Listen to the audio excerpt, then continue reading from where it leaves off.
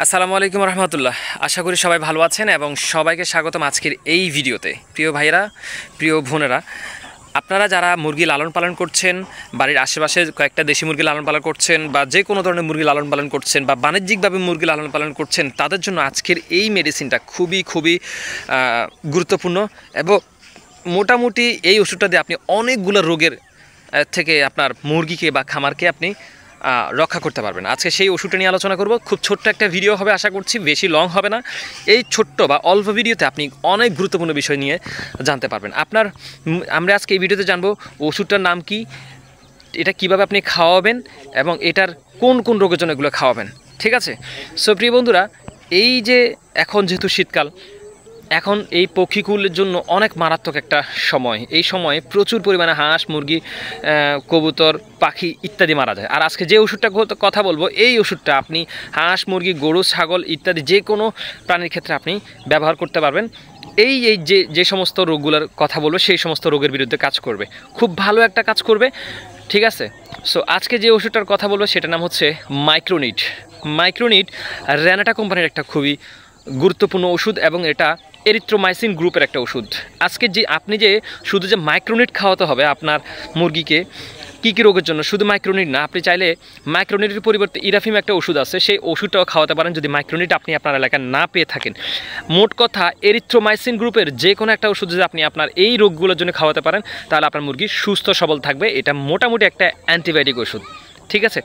যে আপনার মুরগির ঝিমানো, মুরগির পাখনা ঝুলে যাচ্ছে, মুরগি ঝিমানো, মুরগির চুনা পায়খানা, মুরগির গায়ে জ্বর, মুরগির ঠান্ডা, কাশি, সর্দি, এই জাতীয় যে সমস্যাগুলো হয়ে থাকে, এই সমস্যাগুলোর জন্য খুবই মারাত্মক এবং খুবই গুরুত্বপূর্ণ একটা ওষুধ হচ্ছে মাইক্রোনিট। এবং এটা বর্তমানে অনেক ভালো পরিমাণে কাজ করে।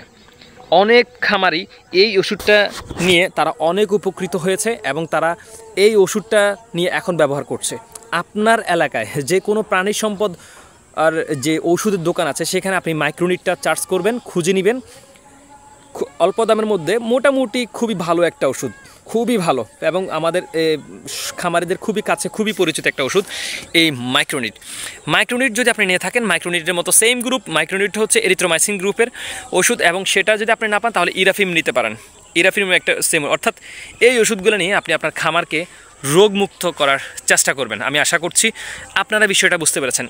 অর্থাৎ আপনার আশেপাশে যে আপনি যারা মুরগি লালন পালন করছেন, অল্প পরিসরে কিছু মুরগি লালন পালন করছেন, দেশি, সোনালি, টাইগার, ফাউমি, যে কোনো মুরগি বা ব্রয়লার অল্প পরিসরে যারা লালন পালন করছেন, তারাও এটা কাজ করতে পারেন। পাশাপাশি যারা বাণিজ্যিক লেভেলে কাজ করছেন এই খামার নিয়ে, সেটা যে কোনো মুরগির ক্ষেত্রে হোক, তাহলে এই মাইক্রোনিটটা আপনারা সাথে রাখবেন। ইনশাআল্লাহ আশা করছি খুব ভালো একটা সাপোর্ট আপনারা পেয়ে যাবেন। মাইক্রোনিটটা মোটামুটি একটা হাই অ্যান্টিবায়োটিকের মতোই। ঠিক আছে? এবং ভালো পরিমাণ কাজ করে, খুব সাপোর্ট দেয়। আপনারা এই কাজগুলোর জন্য ঠান্ডা, জ্বর, সর্দি, কাশি, পাখনা ঝুলে যাওয়া, পাখনা গড়গড়া হয়ে যাওয়া, তারপর হচ্ছে চুনা পায়খানা, হ্যাঁ, তারপরে হচ্ছে মুরগির পায়খানার কালার চেঞ্জ হয়ে যাওয়া, এই বিষয়গুলো, এইগুলোর জন্য কিন্তু মাইক্রোনিটটা আপনি যদি খাওয়ান খুব ভালো পরিমাণে কাজ করবে এবং খুব ভালো একটা ফিডব্যাক আপনি পেয়ে যাবেন অল্প টাকার মধ্যে।